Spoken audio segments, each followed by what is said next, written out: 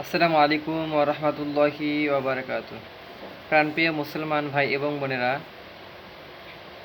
তো জিন এবং জাদুর চিকিৎসার চতুর্থতম ক্লাসে আপনাদেরকে স্বাগতম। তো আজকে আমরা শিখব যে তসবির মাধ্যমে কিভাবে হাজিরাত দেখবেন। রোগীর কী রোগ হয়েছে কিভাবে আপনারা জানতে পারবেন এই তসবির মাধ্যমে। তো সেজন্য আপনাদেরকে এটার জাকাত দিতে হবে। তো আপনারা বৃহস্পতিবার, যে কোনো বৃহস্পতিবার থেকে শুরু করবেন ইশার নামাজের পর, নির্দিষ্ট সময় এবং নির্দিষ্ট স্থান। এবং তসবিতে আপনারা আতর লাগিয়ে নেবেন, সুঘ্রাণযুক্ত আতর। এরপরে আপনারা দরুদ-ই ইব্রাহিম 11 বার পাঠ করবেন। দরুদ-ই ইব্রাহিম 11 বার পাঠ করার পর আপনারা আউযুবিল্লাহ পাঠ করবেন। এরপরে বিসমিল্লাহির রহমানির রহিম পড়বেন। সূরাটা এভাবে পড়বেন, বিসমিল্লাহির রহমানির রহিম আলহামদুলিল্লাহি রাব্বিল আলামিন। আপনারা বিসমিল্লাহ সহিত সূরা ফাতিহা মিলিয়ে পড়বেন। শুরুতে এভাবে পড়বেন, আমি বলে দিচ্ছি, বিসমিল্লাহির রহমানির রহিম আলহামদুলিল্লাহি রাব্বিল আলামিন আর রহমানির রহিম মালিকি ইয়াউমিদ্দিন ইয়্যাকা না'বুদু ওয়া ইয়্যাকা নাস্তাঈন ইহদিনাস সিরাতাল মুস্তাকিম। অর্থাৎ যখন সূরা ফাতিহার 5 নম্বর আয়াতে আসবেন তখন আপনারা ওই আয়াতটা 100 বার পাঠ করবেন। ইহদিনাস সিরাতাল মুস্তাকিম ইহদিনাস সিরাতাল মুস্তাকিম ইহদিনাস সিরাতাল মুস্তাকিম, এভাবে 100 বার পাঠ করবেন।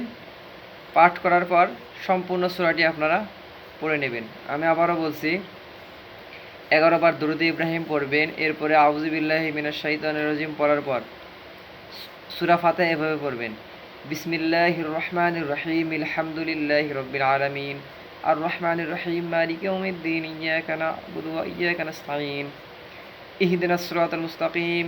যখন আসবে তখন আপনারা 100 বার পড়বেন। এরপরে সিরাতাল লাযিনা আন'আমতা আলাইহিম গায়রিল মাগদুবি আলাইহিম ওয়ালাদ-দাল্লিন আমিন। এটার জাকাত একাধারে আপনারা 40 দিন দিবেন। একাধারে 40 দিন দিলে ইনশাআল্লাহ এটার জাকাত হয়ে যাবে। এরপর থেকে আপনারা হাজিরাত দেখতে পারবেন। সেখানে আপনারা 11 বার হাজিরাত দেখতে চাইলে 40 দিন যখন পূর্ণ হয়ে যাবে, যখন জাকাতটা দেয়া শেষ হয়ে যাবে, তখন আপনারা হাজিরাত দেখার জন্য তসবিটি হাতে নেবেন। হাতে নিয়ে আপনারা দরুদ শরীফ 11 বার পাঠ করতে পারেন বা 7 বার, 3 বার, হ্যাঁ। পাঠ করার পর আপনারা সূরা ফাতিহা পড়তে থাকবেন। পড়তে পড়তে যখন ইহদিনাস সিরাতাল মুস্তাকিম আসবে, হ্যাঁ, তখন আপনারা কয়েকবার পাঠ করবেন। কয়েকবার পাঠ করার পর তসবিতে ফু দিবেন। ফু দেওয়ার পর আপনারা হুকুম লাগাবেন, যে জিনের সমস্যা হলে ডানে, যাদের সমস্যা হলে বামে, হ্যাঁ, ডাক্তারের সমস্যা হলে সামনে পিছনে। ইনশাআল্লাহ খুব দ্রুত আপনারা এই তসবির হাজিরাতের মাধ্যমে জানতে পারবেন ইনশাআল্লাহ।